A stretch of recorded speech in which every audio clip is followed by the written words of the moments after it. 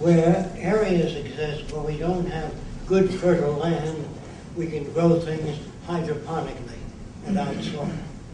There are areas in the ocean where we can lower supported units that can grow food that's edible for people in the ocean. There are many edible plants. There's really no shortage. So only if there were severe shortages would that happen. Now they're letting out people from prison because they can't afford to feed them. So they're letting out a lot of people that they consider, you know, smoky pot or something that is not too dangerous. But later on, they will run out of more and more money and more criminals will be let out. And there's more and more crime being committed now due to scarcity.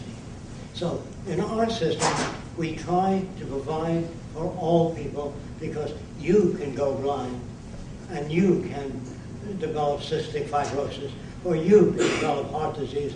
So we give every research lab whatever the hell they need. No more digging up nickels and dimes for research in medicine or this disease or that. We have the resources to give every research lab whatever they need. That's why you're always seeing medical people appealing for money for research. That is not a sane society. Look at all the money we spend on battleships, on warplanes, costing billions of dollars. Why don't they spend that money on medical research? What are you trying to dig up nickels and dimes for? No, you still have difficulty. If you took the North Pole and the South Pole, and you took all the surplus foods that nations grow and put it there, stored it, in case of an earthquake in Japan, Hong Kong, or anywhere, we'd have lots of food to go around instead of going to your school and say, can you bring in a box of oatmeal and you a can of tomato sauce for the poor Japanese? We would have that built in. They say, well, what about automobile accidents? Automobile accidents are technical negligence. We got gadgets today that I think most of you have seen. You walk up to your garage and the light goes on. The same kind of unit in an automobile. So I couldn't hit your car even if I wanted to. When I got within 40 feet, the brakes would go on. So they say, well, what about children crossing at school? Well, we have a section of pavement. When a kid presses a button to cross, the pavement turns up like that. So no car can hit a kid. That's the way we say we care. Our problems are not political, they're technical. If you still don't understand that, when I was a kid, well, you're going to have to look this up if you don't believe me, trolley cars used to have a platform. And when you got in, the seats ran all the way through. And when people were late for work, they'd climb on the platform, hang on. And they were hit by cars. So they painted a big sign, please, get in the car, but don't hang on the platform. But people that were late for work still would hang on the platform. So the conductor had a rubber hose in the car or off the platform. Once the car started moving, he got in, and the guys hung on the platform. That went on for 10 years, until the car company went to an engineering firm. And the engineering firm says, what do you want? We don't want people hanging on the platform. Good.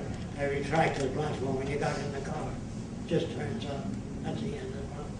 Most problems are technical, not political. Politicians have no idea of how to solve problems. And it's very easy to bridge the difference between nations if you don't attack them. But when I went to the first Klan meetings and the guy says to me, you're a smart guy, what do you think of the Ku Klux Klan?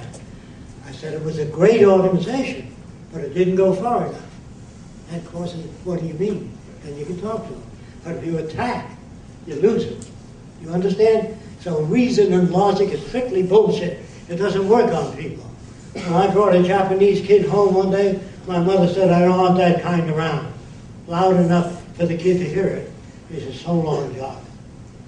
And I said, boy, if you can't get your mother, how are you going to change the world? So I just used reason and logic. My mother, no way. I don't want that kind around. Let me tell you what happened. Until I told my mother a story that I was swimming in the East River and I couldn't get ashore, and Masato threw a life raft to me. This isn't true. Masato, the Japanese kid, my mother said, you mean he saved your life? I said, yeah. She said, oh my God, I hurt his feelings. Yes, she did. Just what I didn't know he saved your life. Well, now you do. Please, Jacque, ask him to come back. I want to beg forgiveness. Ask him to come to dinner Friday. I want to ask him and tell him how sorry I am. I said to her, I don't know if you'll come back now to get her to plead with me more. And there she was pleading. Please, Jacque, ask him to come back. Well, I told Masato, when you come in the door, my mother's going to hug you and kiss you, because this is normal to my mother's background. That's why when her said to me, do you believe in love? Do you love your mother? I said, in what area? In the area of racism. She was a racist, and she was antagonistic to foreigners. So I did not love her in that area. That's why I try to tell people that love is another bullshit word. Now let me tell you what I mean by that, so you don't get mad at me. Is there anybody here that likes everything they've ever done? Okay. So we all do stupid things in the past. We do things we didn't like. Now, if you live with a replica of yourself, how long will you be together? So sometimes you love yourself, sometimes you don't. So if you fall in love with a guy and the guy falls in love with a girl, you're married a few years. Sometimes you love him, sometimes you don't love him as much. Sometimes you just don't like him. And sometimes you love him again. So it's a fluctuating thing, not a fixed thing. Do you understand that? You don't love yourself all the time any more than you can love anyone else all the time. So once you understand that, before that people used to get confused. Some girl told me she sent her boyfriend through medical school. And when he got out, he ran off with her best friend. She said, what a terrible person he is. I said, no, there's nothing wrong with that guy. Your ability to judge people is poor. There's nothing wrong with the world you live in. When you think it should be a certain way and it isn't, you get mad. It's your own values that allow stuff, not the world. If you invite a guy or a person into your home that has no place to live, no place to sleep, and you're a good Christian, and they steal a lot of stuff and leave, you say, that lousy son of a bitch, it's you that have poor judgment. So we have to learn how to look at the world honestly. And in that way, we can arrive at better conclusions. You had a question. Yeah, I just wanted to address what this gentleman was saying earlier and stuff. Just like, as long as it's people trying to figure out society that to live in, someone's always going to have to make some sort of consensus people should follow by and stuff. But the thing is that if you're living in a free society,